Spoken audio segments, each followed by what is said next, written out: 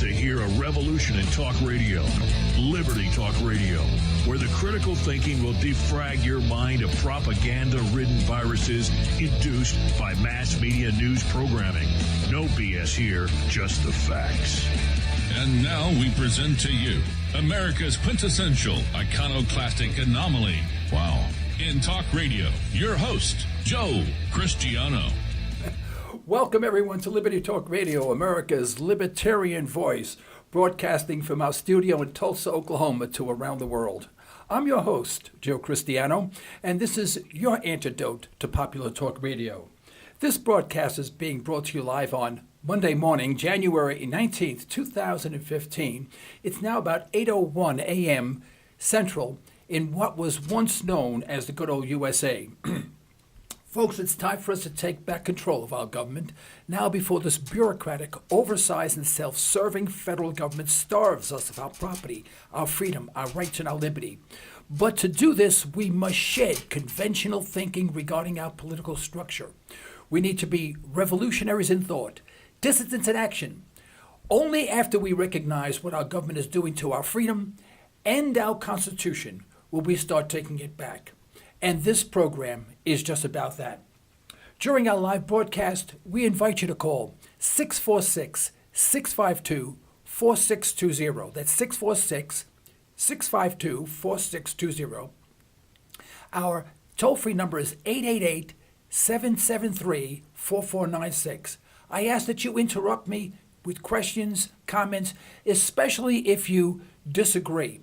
I promise we will have a good conversation. I will not hang up on you. Well, good morning, everyone. Today's broadcast I entitled Now and Then.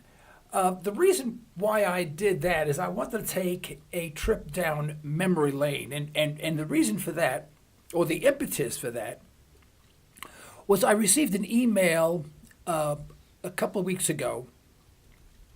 And this person knew that I was a car buff in a way, and they said, "Hey, look at all of these cars back from yesteryear," and they were cars manufactured from generally after World War II, 1946 on to about 1970, and I had the most difficult time looking at those cars. I knew every one of them. I knew mostly everything about each one of those cars because I used to street rod when I was young in New York, and I was typically a Chevy man.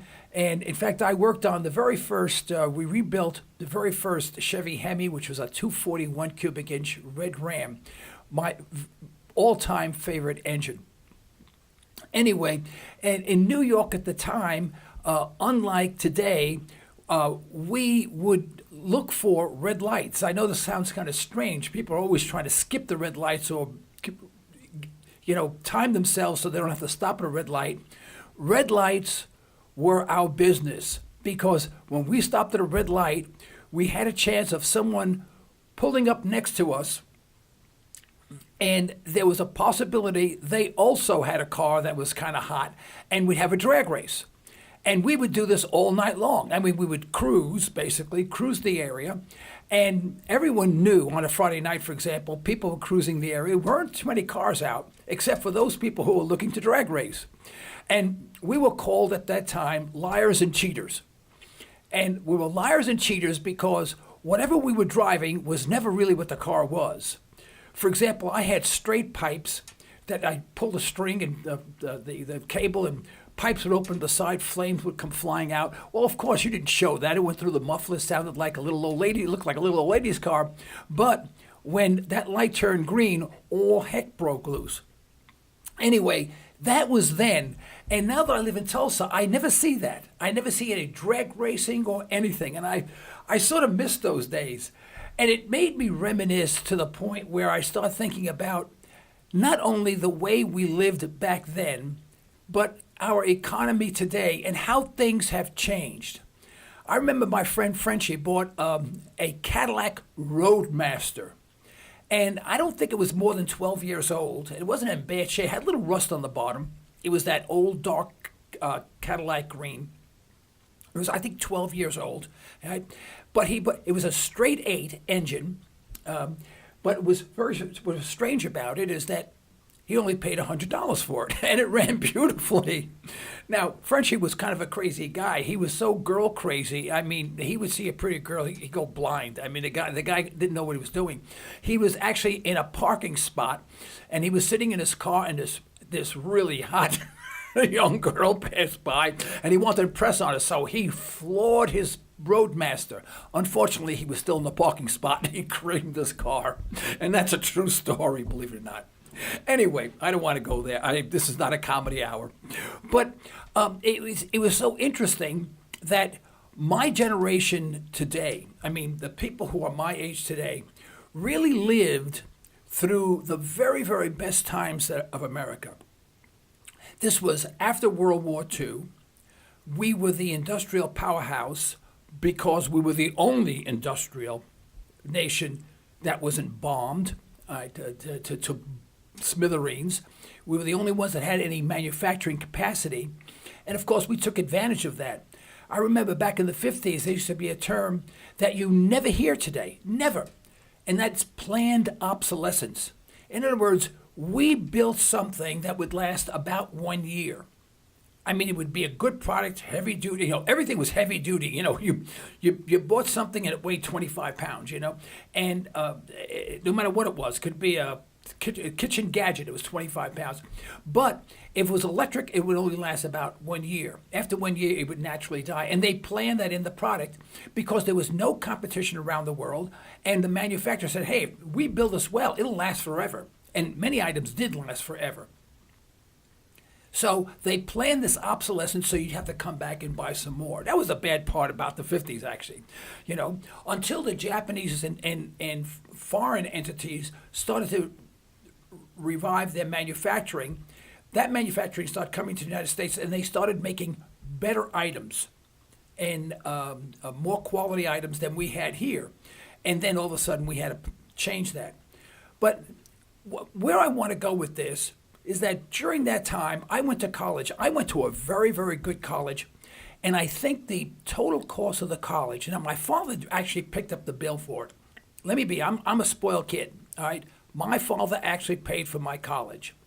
And it was, I think for the 4 years, I went to Pace College, very good business school, you know, mostly accounting and finance. And it was about $4,000. Now, even if you extrapolate that for, you know, over for inflation, you know, through the years and the extra cost and whatever, you know, $4,000 was really cheap. And yet, that was a very expensive college at the time. But it was very affordable. I went to a very expensive college that a, you know, middle-income family could easily afford, did not have to take a loan out for, pay for it out of their weekly expenses. I remember it was $35 a credit hour, I believe. That was the top I ever paid.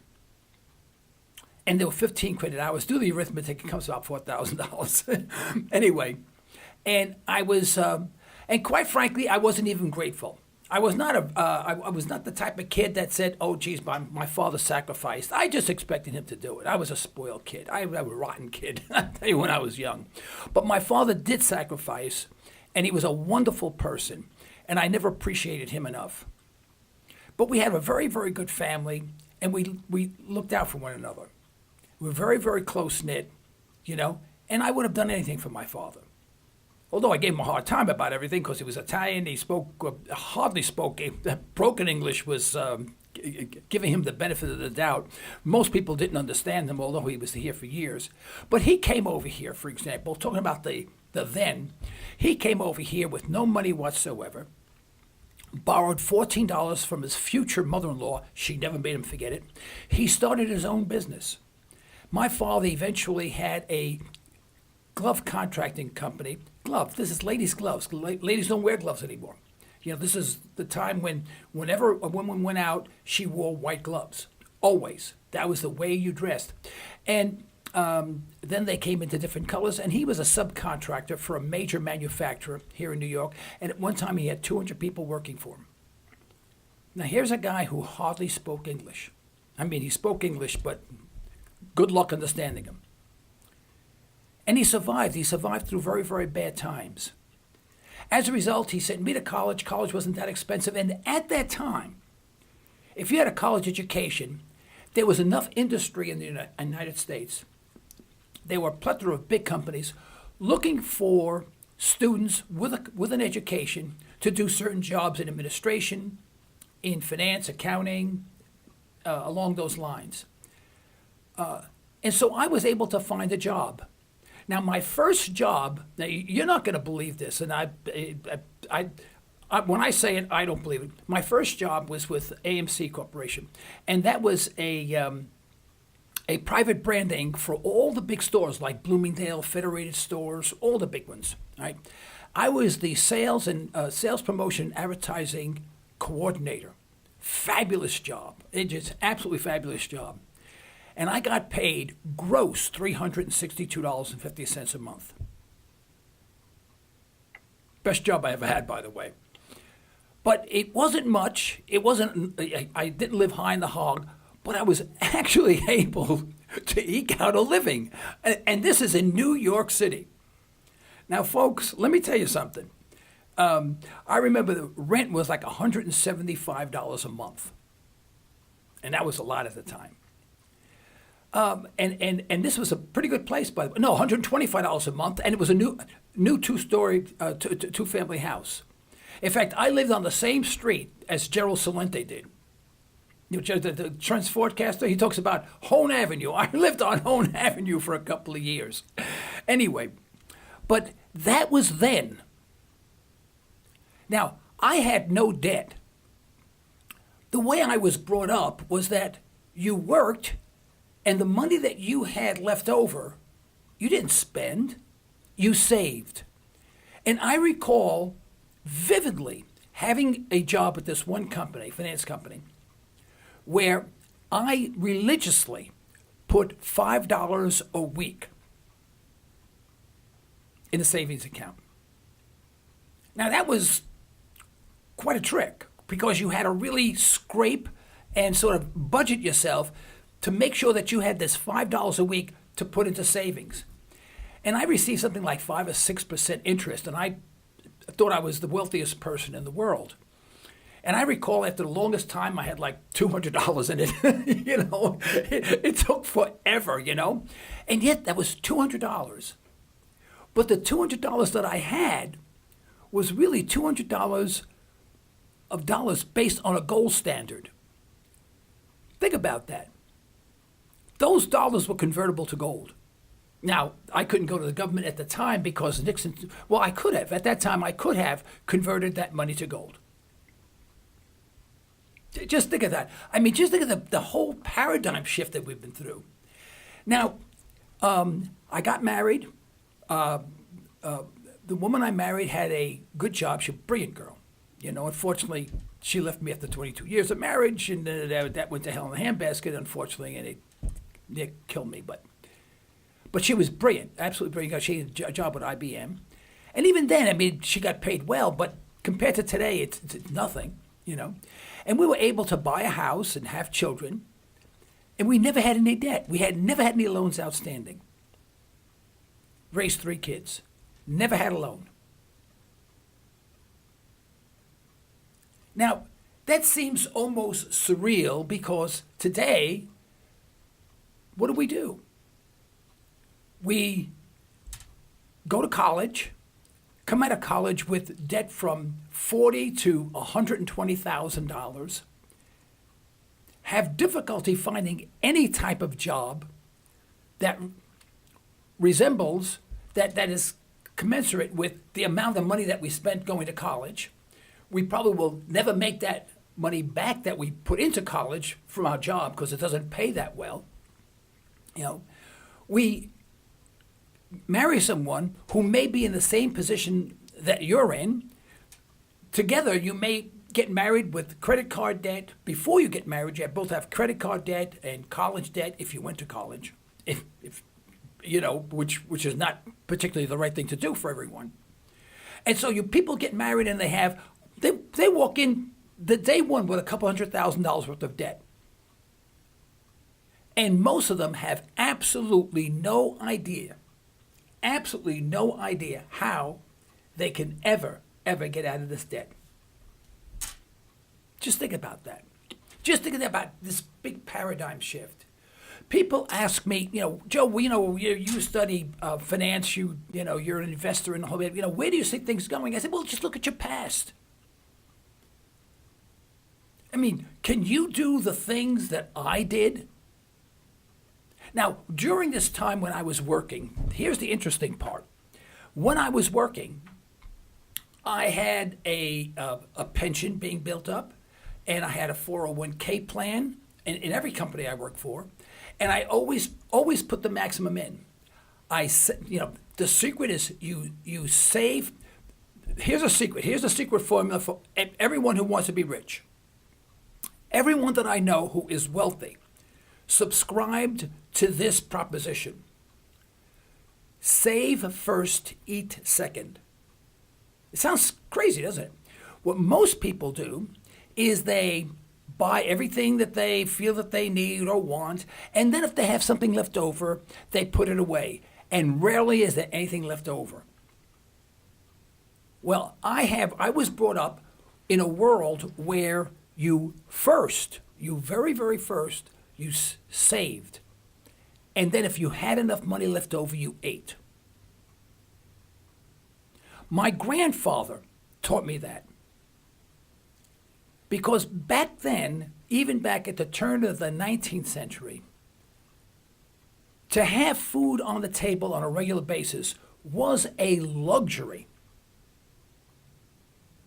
Now, if you didn't have the money, there was no welfare state. There was no food stamps or food program, or, there may have been a soup kitchen somewhere in town. Either family helped you out or you starved. And my grandfather instilled on me this saying, and this will make no sense to you at all. He used to say, Giuseppe, before you go out to eat, eat. And at first when he said that, I said, guy's nuts. He's going bananas. He's an old man, But see, his line of thinking was this. Food was precious. You were not always guaranteed that you were going to eat. So even when you were invited out to eat, you were never guaranteed that you were going to eat. So always eat something before you go so you don't starve, if you had the food. Now, this type of mentality was one of productivity. Productivity was born out of this type of mentality.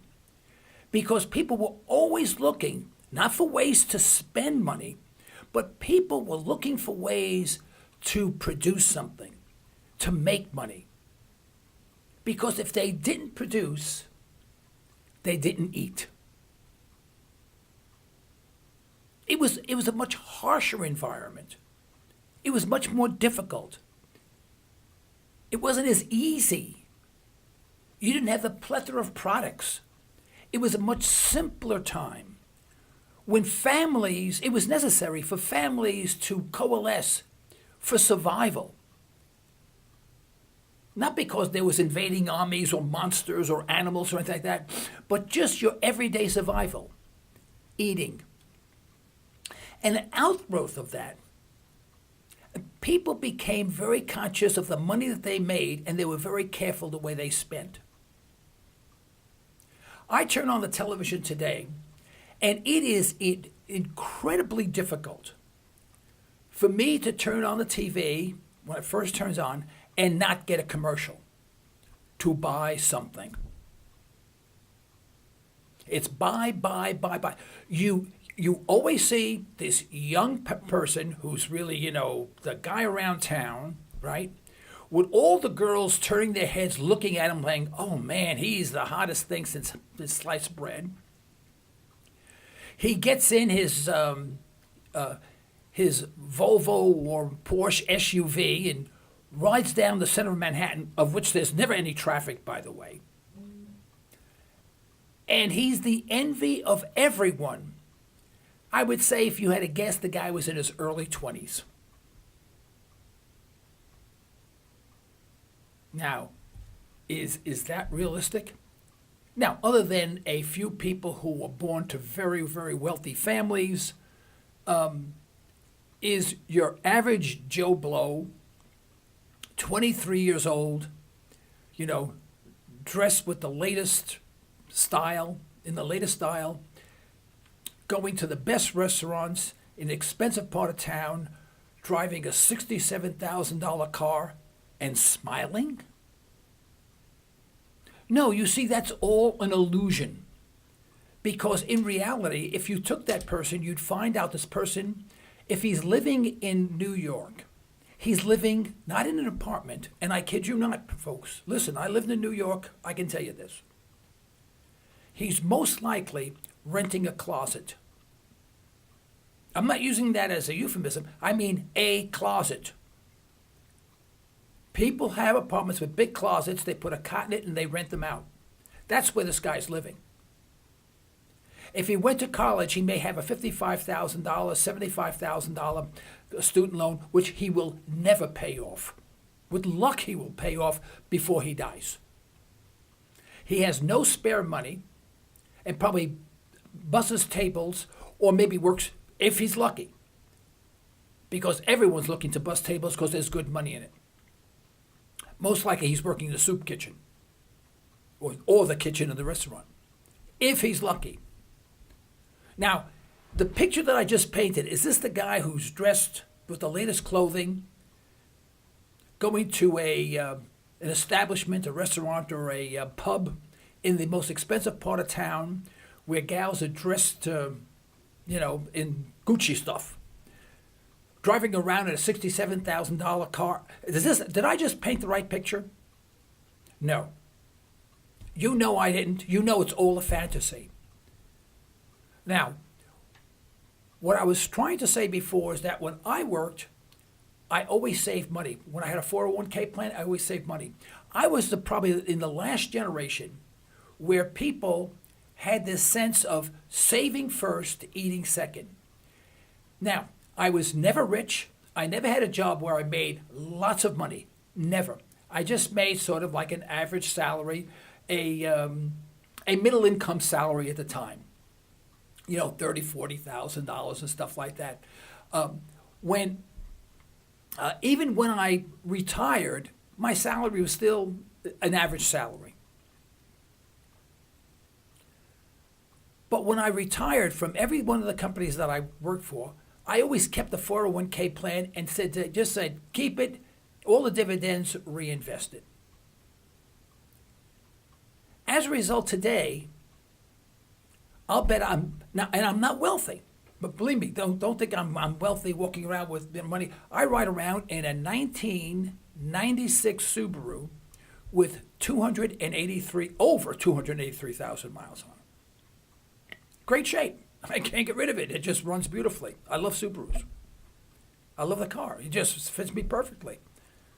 It's so old, it has so many miles on it, that the only thing really wrong with it is the engine gaskets are so old, it's starting to leak. I mean, the engine doesn't burn oil. It's just that it leaks out because the gaskets. So I have to get a replace. But it's going to cost like $4,000, $8,000 to replace the gaskets. And the guy says, let it leak a little bit. It won't hurt it. But that's the way I lived. And as a result, I have what is known, and something that you never hear of today, a net worth. I have a net worth. Now, how much it is immaterial. And it's none of your business. No, it's anyone's business. Not even my business, I'll be honest with you. It doesn't make any difference. I am who I am, Whether my net worth is $100,000 or $100 million, it's immaterial. But I have a net worth. And I've realized through the years, and this is not something new, this is something that I started to realize many years ago, that people didn't have net worth. I mean, I didn't ask them, what's your net worth? Or tell me exactly, let me see it, document it, I want to certify it.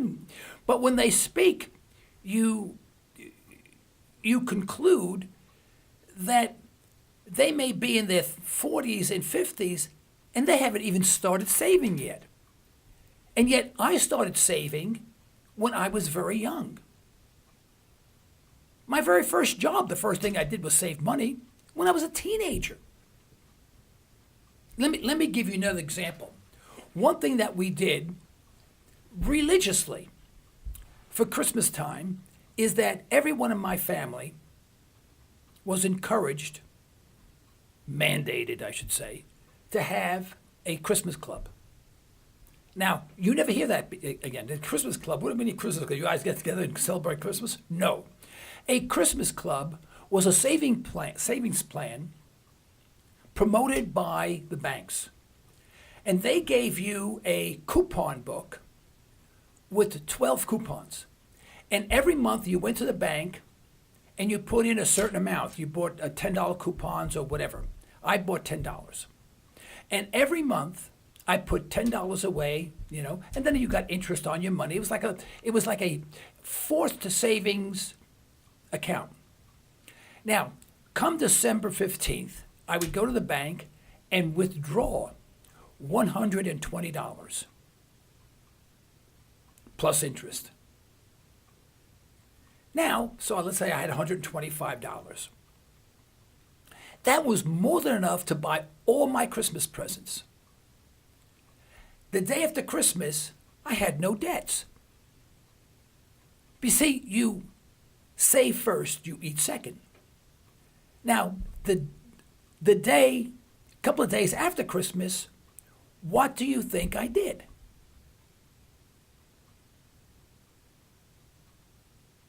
I went to the bank, initiated a new Christmas club for the following year and gave them $10.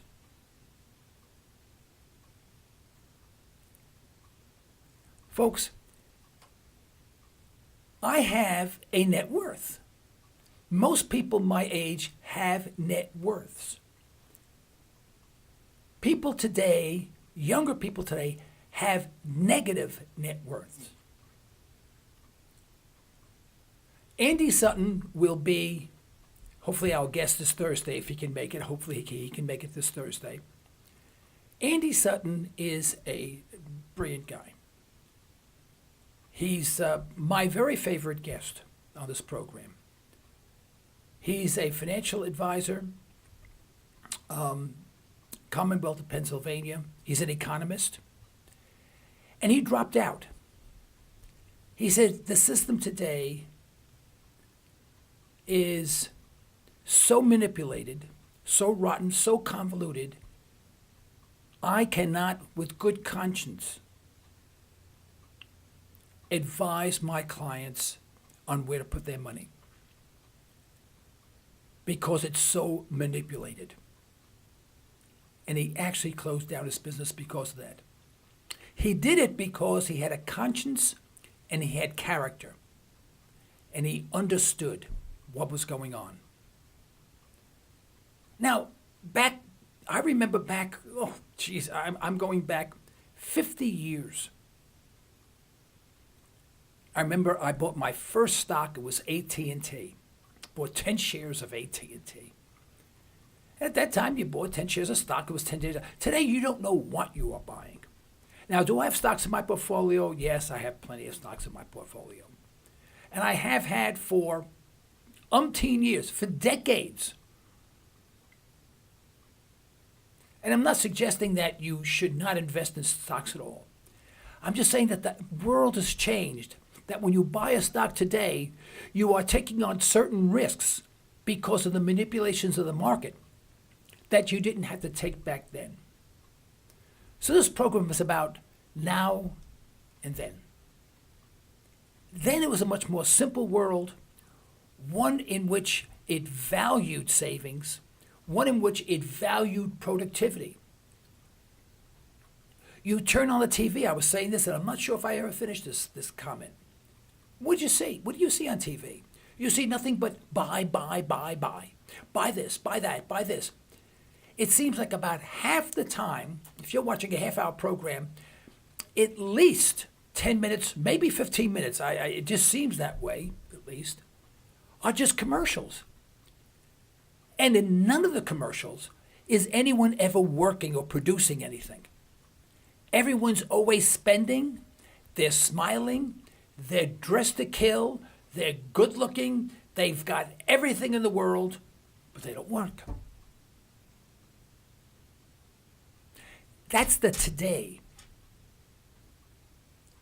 Before it was work, find ways of being productive, invent something, make something, create something, do something.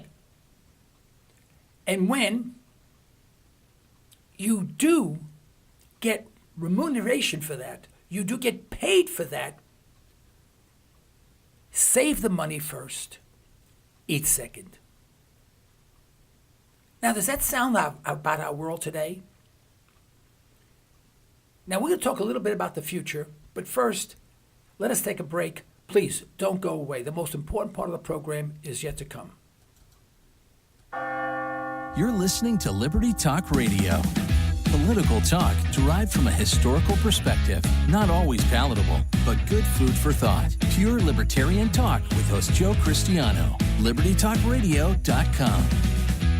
Express Test is your go-to company for on-site occupational health testing services. That's right, we said on-site. That means we will meet you at your facility for a free health and occupational safety consultation. Express Test specializes in hearing conservation, respiratory protection, and employee safety. We can help you establish viable programs tailored to your business and employee needs. For your free consultation, call 918-743-2929 or visit us at expresstest.com. That's 918-743-2929 or expresstest.com. Do you find yourself asking, what did you say? Aaron Cristiano of Ranch Acres Audiology has over 25 years of experience helping patients just like you. Hearing requires conservation. We need to be aware and we need to be responsible for our own hearing health.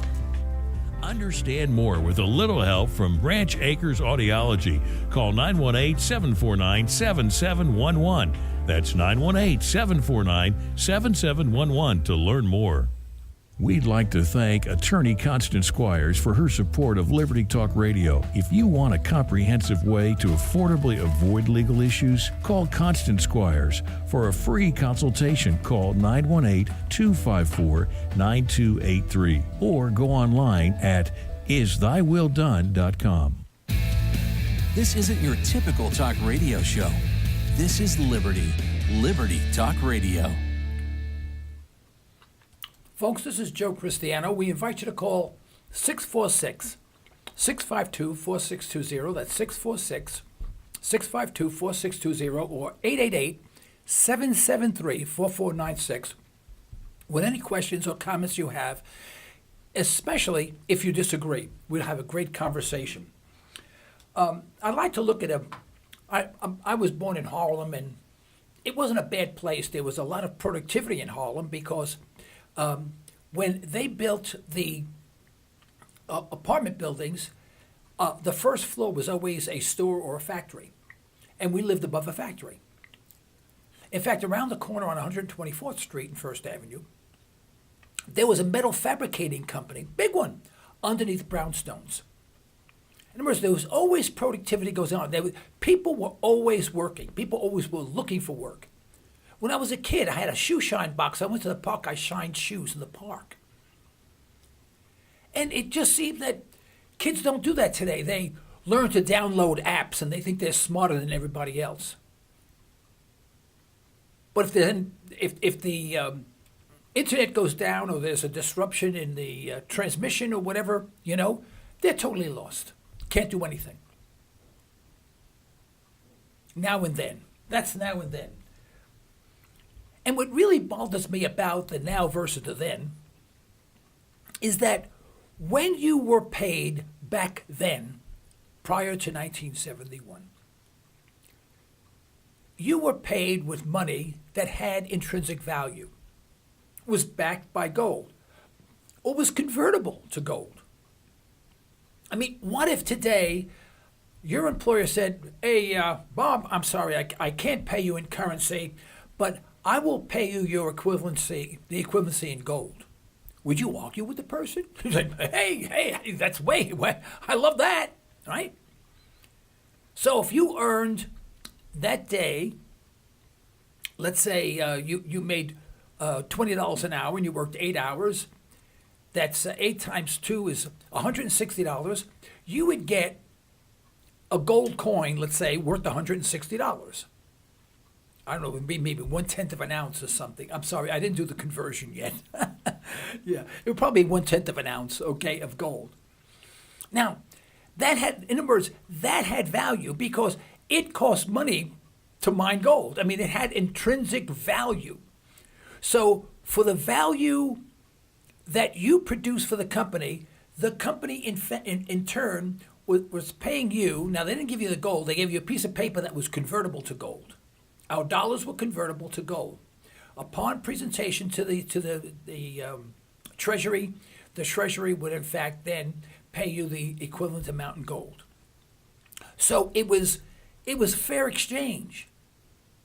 Now, because we engaged ourselves in so many wars, and we decided to become the world superpower and try to control everything around the world, and engage in conflicts around the world, none of which we should ever have been involved in. And by the way, folks, even World War II, and I want to argue that one with anyone, even World War II, there was no need for us to go in there. But if you're looking at it from a power play, you want to go into World War II. You want to participate in World War II because you know you can win, right? And when you win, you know you can have a power over those countries that you conquered. And that's why we did it. It had nothing to do with Pearl Harbor. That's history. That's comic book history. But we spent all our money in Vietnam. We just spent billions of dollars in Vietnam, killing millions of people for no reason at all, and we had to get off the gold standard. And what did Nixon say? Nixon say, I am directing the Secretary of State, Connally, to remove the dollar from the gold standard to protect it from the speculators. I mean, a bigger lie never said before. So then you had, instead of someone giving you gold, giving you silver, I mean, coins were made 90% silver. The pennies were 95% copper. And the nickels, which are still made the same way, by the way, 25% nickel, 75% copper. Today, a nickel is worth something like 8 or 9 cents in melt value alone. So you always receive something of value. Then all of a sudden, after 1971, bingo, nothing. Your dollars were no longer backed by gold. They were just paper promises by the government that was hellaciously in debt. That's like me asking you to give me money. I'm in debt up to my eyeballs, could never get out of it, and I promise to pay you. And that's the way we get paid today. In 1965, we were taking off the silver standard for our coins. And yet our Constitution says that the only two forms of currency are silver and gold. You see, now versus then. There are people who have always saved. And sometimes now they're going back and they say, hey, not only did I save my quarters, my nickels, my pennies, and whatever, but I find out that they're 95% copper, copper and nickel, and silver. And they're worth a fortune today. People save money that had intrinsic value. Today, when you talk about this to people, they look at you like you're really nuts. Like, that's kind of weird, What do you mean? The dollar's good as gold, And people really don't know that. They really believe that they're getting something of value in exchange for their labor. You know what they are getting today for their labor versus then? Back then, you received silver or gold, something of intrinsic value. Today, when you get paid by debt. You are incurring debt because that's borrowed money. My wife and I today, in the most conservative figure that you could find, own over $997,000 because of government debt. Our portion of the government debt is over 997. Now that's a concern. If you look at some of the figures that are published by Professor Kutlikoff of the University of Boston, you'll find that it's well over $200,000. By the way, I have no loans outstanding. I own everything. And I paid off that 1996 Subaru a long time ago. And yet, I'm hellaciously in debt. Only because I get paid in U.S. currency. Just think about that. Think about how we live today compared to the way it was before. We are not well. Even if you have money today, you are not wealthy. Because if you just have money, paper money, you have debt. You own debt. You don't own money. You don't own anything. You own debt. Now, it's exchangeable. But that exchangeability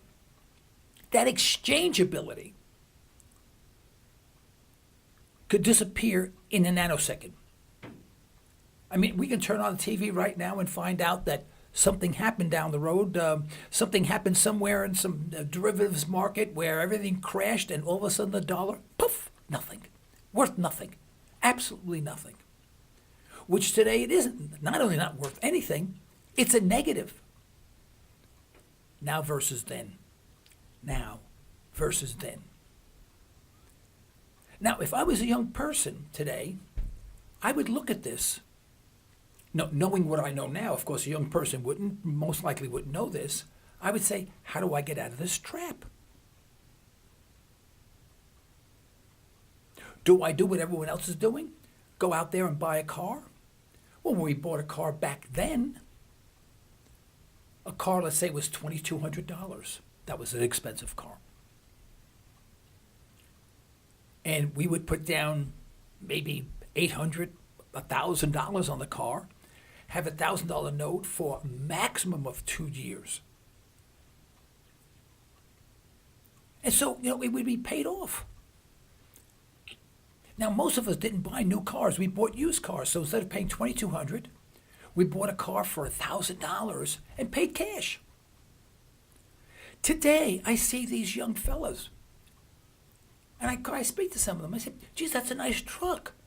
One guy had a Harley Davidson pickup truck with a Harley Davidson label on it. It was a special edition. This is years ago. And it was beautiful. And it was at a quick trip, and I stopped. And I said, that's a beautiful truck.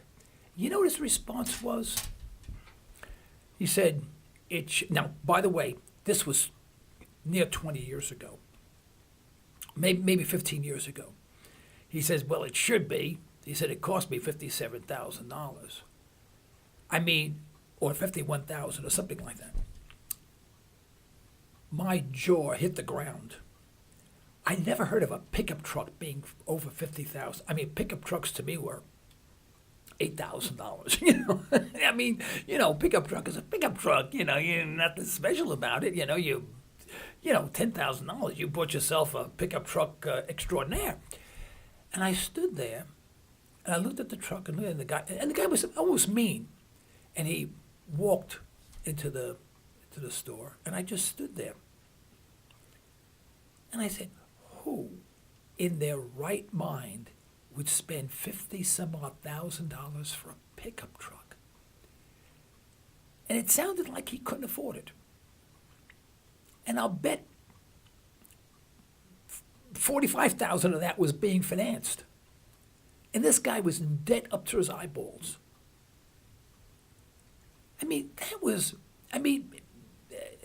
If you did that when I was young, you would be sent to your room without milk and cookies for a week. That would never happen. You wouldn't think of doing that. But look at the way we live today. Buy today. In fact, I went to go see the new Ford Mustangs because I thought they were really a neat-looking car. I wanted to see what they look like, that's all. I went there, I said, I just want to see what a Mustang looks like, the new style, the 2015. The guy's a real nice, by the way, young salesman. And he took down my name and all that. And I said, when I'm in the market for a car, I might consider a Mustang. I said, you can take my name and whatever and keep in touch. And that's fine. I said, I understand that. I said, I want you to know I'm not going to buy a car today. I said, my car is still running, still has 100,000 miles to go on it. And I said, but there's going to be a day when I'm going to need it. I really like the Mustang. Although I'm a Chevy guy, Hemi guy. Although I'm angry with Chrysler for not making a two-door sedan. And that's a whole program on that by itself. But anyway. And so he had one in the showroom. Now, it wasn't the most expensive Mustang, but it was the higher end, the high option, bigger engine. Bigger engine wasn't that big. It was the 5-liter engine, which to me is small. And I looked at it, $47,000.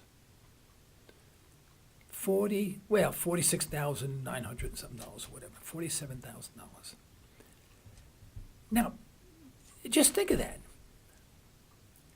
Where I came from a place where a time when you save first and 8 second, this guy wants me to come in, buy a car, and finance $46,000.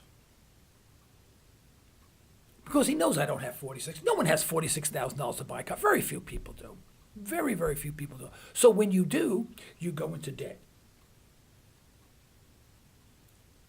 And look what's happened to Detroit.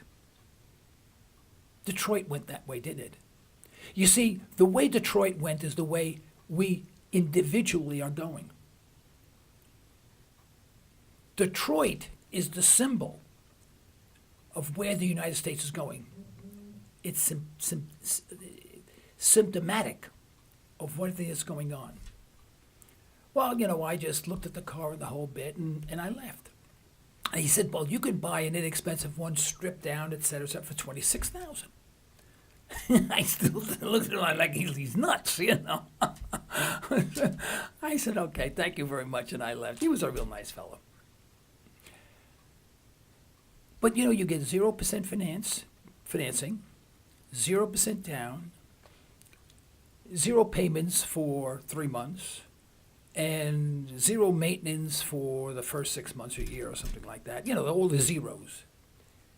And it almost sounds like you're getting this car for nothing. You're going to be driving this beautiful car and have these girls just throwing themselves at you because you got this new car.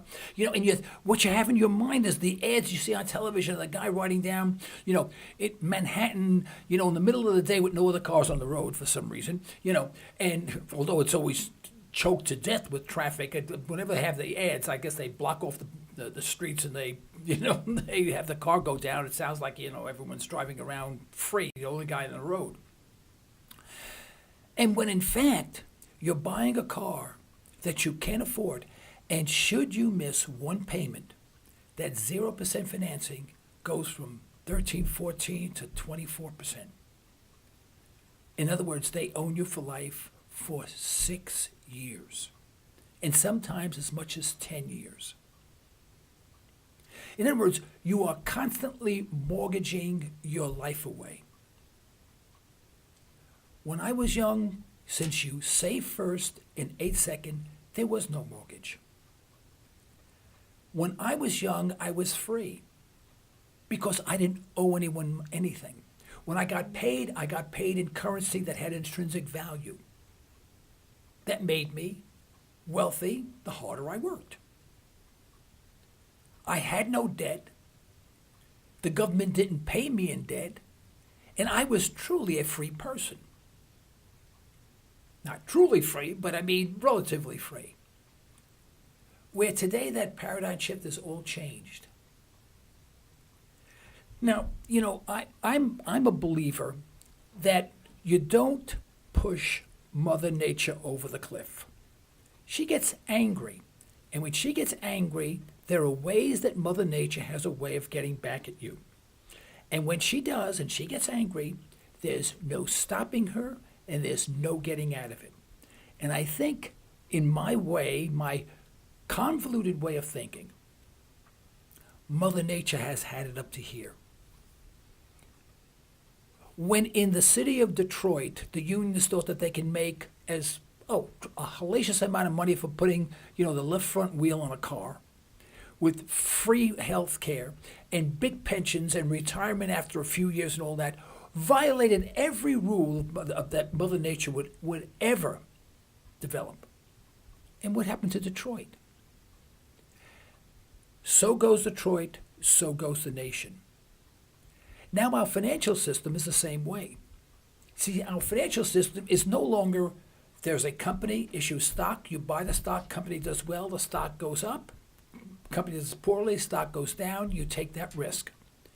Today, there are dark rooms, there are special drawing rights, not special drawing rights, there's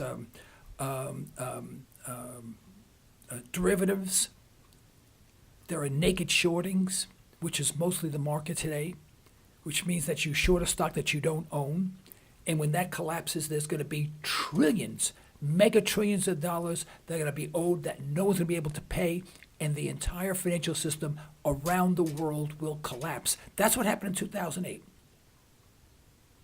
And they pumped trillions of dollars into the system so it wouldn't collapse. We are worse off today than we were in 2008. Now versus then, much worse. Should we have an occurrence similar to 2008 today, there is no conceivable way for us to work out of it. Everyone's going to bail, take whatever they can before the entire system collapses to zero. Now, if you're the guy that owes money, has nothing of intrinsic value, has a lousy job, can hardly make ends meet, you will starve. See, that's the way Mother Nature gets back at us. Says, you screw with the system, you push me and you push me, and after a while, I can't take it anymore, you're gone. That's what scares me. In 2015, we have the world on edge. Everyone's on edge. Everyone's watching. Look at all of the high rollers, the big investors, the hedge funds. It's like they're in this one big ballroom, and they're having a great time, and they're drinking and eating. They're drinking the best wine. They're eating the best food. Music is playing, but there's one doorway out, and the door is slightly ajar. And although it looks like they're all having a good time, everyone in that room has one eye on that door. Because the second that anyone in that room, the hundreds of people in that room, the second one person heads for that door in a rush, everyone heads for the door also. No one wants to be the last person there. Now, that is an analogy of how our system is today. And when they leave and they rush and the whole place empties out, the whole system collapses. And you will be left holding money that's worthless, has no intrinsic value, that represents debt. And by holding money, you're going to owe that money. The money that you own, you're going to owe. And a loaf of bread, instead of being $2.49, will be $24.90 if you're lucky enough to find a loaf of bread.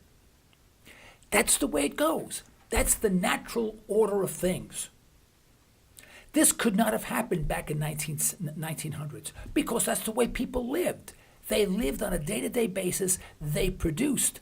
And if the system could have fallen down around them, made no difference because the system was always falling down around them. But they kept it going. They had the power to keep it going. They produced something that someone else wanted. There wasn't all this regulation that prevented people from living the way that they felt that they should be living. Now, the Depression, just think, the Depression of 1930s. We had a currency based on the gold standard.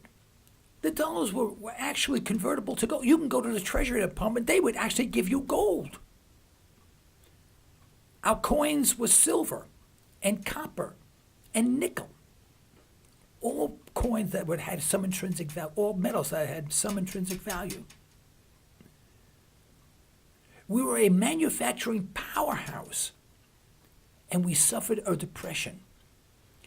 We were the world's creditor nation. We were the most innovative country in the world.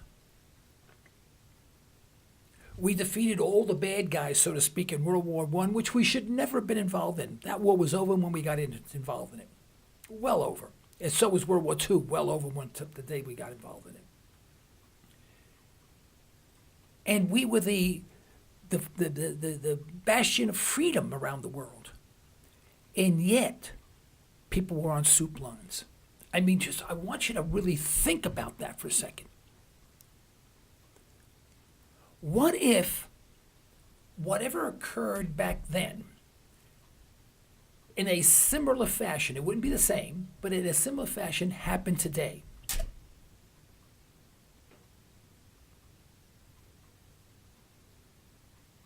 What do you think the state of the individual would be?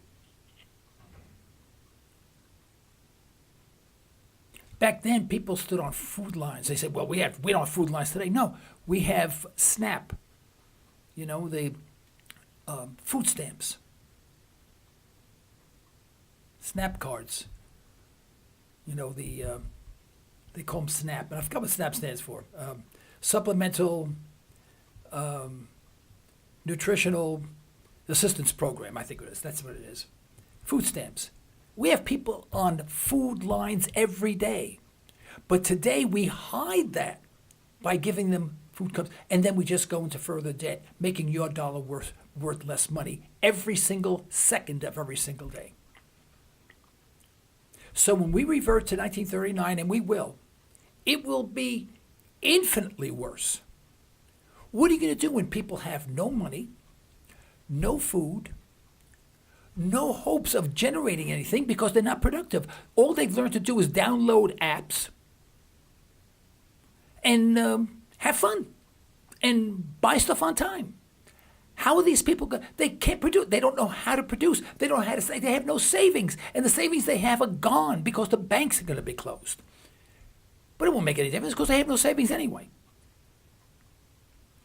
And people are going to starve. Now, I know you're doom and gloom and you're a negative guy, Joe. No, this is what happens. This happens every so many years. It's happened for the 4,000 years. If you look back at every culture, it has always happened. The only one aspect of it that is consistent in all of these is that no one ever believes it when it's happening. No one ever wants to discuss it before it happens, and very, very few people want to prepare for it when it does happen. And that's what this program's about. This program is about liberty. Liberty is freedom. Now, how can you be free if you're in debt? It's not possible. I hope this program was a warning. I hope it upset you enough that you would take what I say and at least think about it. Don't run out and ride in the street right now, but really think about it. Think about everything that you see on television, everything that you do every day, the way you spend your money, what you do with your money, what your money represents, what you're doing with your life, where you're going, what would happen if there was a downturn, what do you know, what should you know, how should you prepare, all these things. These are things that you should be, because this is life, and life isn't free. We make it seem free because on television, everything is free. Well, with that, I'm going to conclude. This broadcast, and I hope you learned something by it. And I want to thank you very much for listening. Unfortunately, we had no callers in here, and gotta be careful what I say. Well, that's kind of loud, isn't it? Okay, there we go. This is the end of today's broadcast. We'd like to thank our sponsors for the financial support. We'd like to thank you for listening in. Folks, you can further the cause of liberty by recommending this program to your friends, and let us hear from you. Our email address is comments@libertytalkradio.com. Remember, you're either allowing your liberties to be taken away or you're striving to protect them. Unfortunately, there is no middle ground. With that, until next time, I'm Joe Cristiano. This is Liberty Talk Radio. Stay well. Stay tuned.